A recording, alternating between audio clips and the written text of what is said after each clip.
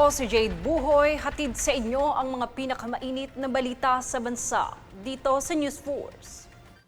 Sa ulo ng mga balita, pagpapaliban sa BSKE, posibleng magresulta sa pagkasayang ng 8 billion pesos na nagastos ng COMELEC.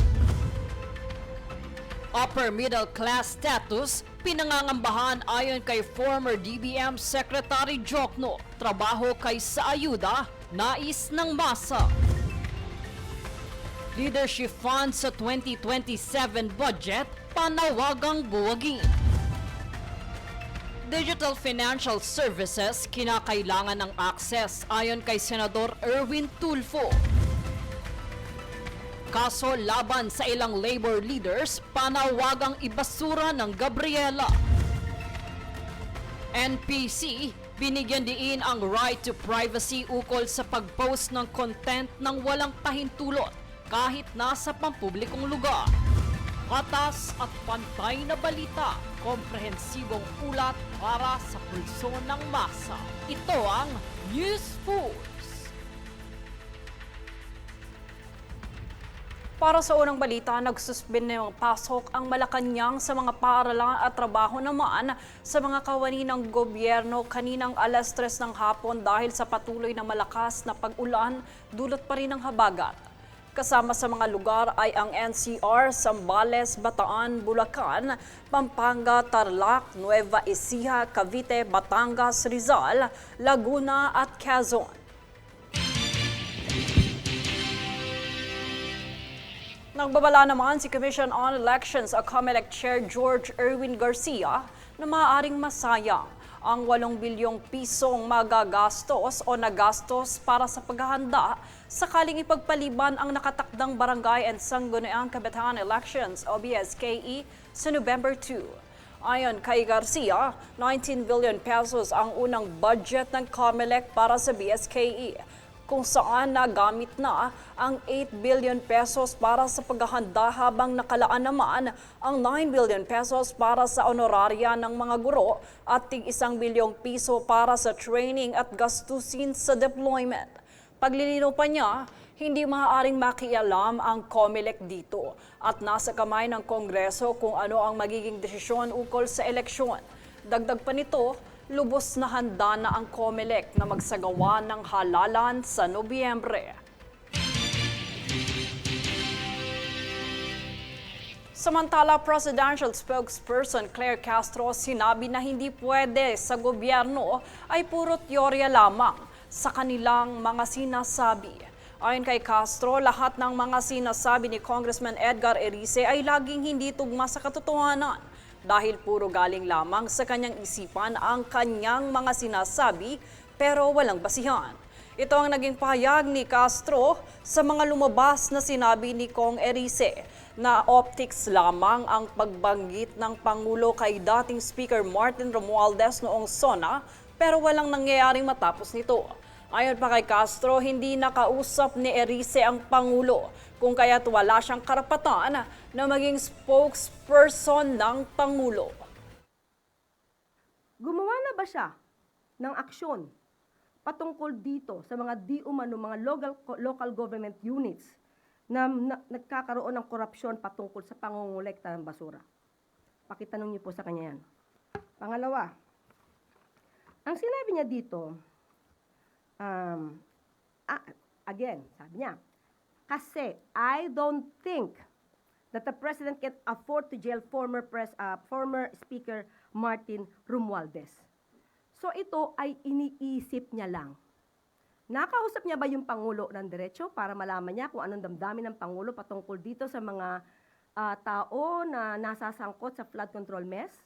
Kasi kung hindi niya nakausap ang Pangulo at hindi niya alam ang damdamin ng Pangulo, huwag siyang magsalita. Huwag siyang magsalita na parang may alam siya sa sinasabi ng Pangulo. Wala siyang karapatang maging spokesperson ng Pangulo.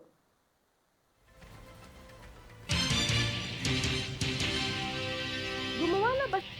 Sa ibang balita, kamakailang sinabi ni Benjamin Jokno Dating BSP Governor at dating Budget at Finance Secretary na kulang sa elbow room ang 2027 National Expenditure Program dahil sa mahinang economic growth momentum. Tunghayan ang buong detalye mula sa ulat na ito. Sa kamakailang inanunsyong projected government revenues, kwenestyon ni dating Budget at Finance Secretary Benjamin Diokno ang halaga nitong 5.205 trillion pesos sa 2027 na mas mataas ng 8.28% sa binawasang target na 4.807 trillion pesos ngayong taon. Mula sa pagiging pinakamabilis na ekonomiyang lumagos sa ASEAN, napunta na rin sa mas mababang bahagi ng growth table ang Pilipinas. Isang pagbabagong iniugnay na ekonomistang si Benjamin Diokno sa maagang pagpasok ng politika sa ekonomiya. Ayon pa kay Diokno, sa halip na manatiling tutok sa pagpapalago ng ekonomiya, naaagaw umano ng mga usaping politikal. Kabilang ang People's Initiative para sa pagbabago ng konstitusyon ang atensyon ng administrasyon. Ayon sa kanya, dapat unahin sa budget ang mga programang handa ng ipatupad, malinaw na magpapalago ng ekonomiya at makapag-aambag sa pangmatagalang pag-unlad ng bansa. Alagaan mo talaga yung pera ng bayan. Walang masasayang, and then prioritize mo talaga yung projects. Hindi yung projects ni congressman o senador, yung talagang kailangan ng bayan, di ba?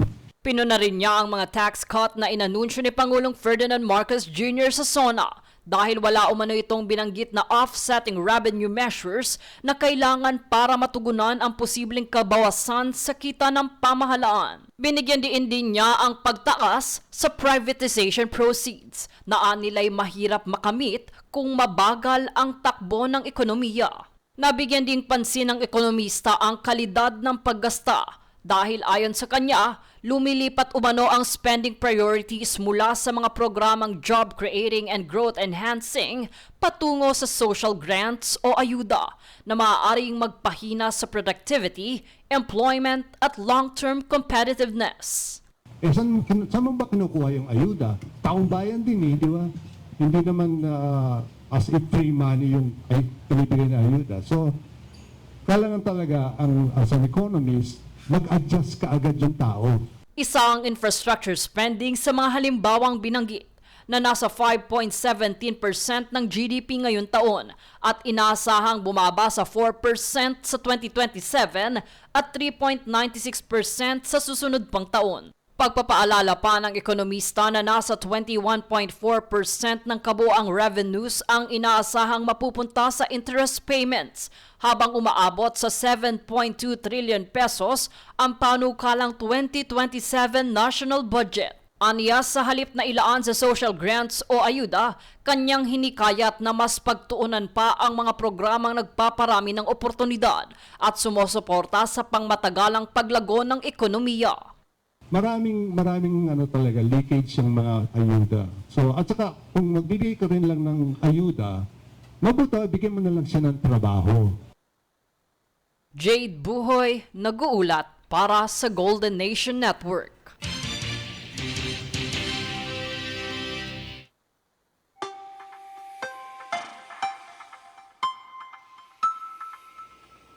Para sa lagay ng panahon, patuloy pa rin ang pag-iral ng Southwest Monsoon o habagat na nagdudulot ng mga pag-ulan sa kanlurang bahagi ng bansa. Asahan pa rin ang pagbugso ng malakas na pag-ulan sa buong Luzon maliban sa Bicol Region. Gayon din sa Aklan, Antique at Capiz. Mataas pa rin ang tsansa ng mga pagbaha at pagguho ng lupa sa mga lugar na makakaranas ng pag-ulan, lalo na sa Zambales, Bataan at Occidental Mindoro na nakataas pa rin ang heavy rainfall warning. Samantala, mainit at maalinsangang panahon naman ang mararanasan sa nalalabing bahagi ng Visayas at sa Mindanao, na may tsansa rin na ang panandaliang buhos dulot ng localized thunderstorms. Susunod sa News Force. Leadership Fund sa 2027, panawagang buwagin. Kaso laban sa ilang labor leaders, panawagang ibasura ng Gabriela. NPC, binigyan diin ang right to privacy ukol sa pag-post ng content ng walang pahintulot kahit nasa pampublikong lugar. Manatiling nakatutok para sa higit pang mga balita sa pagbabalik ng News Force.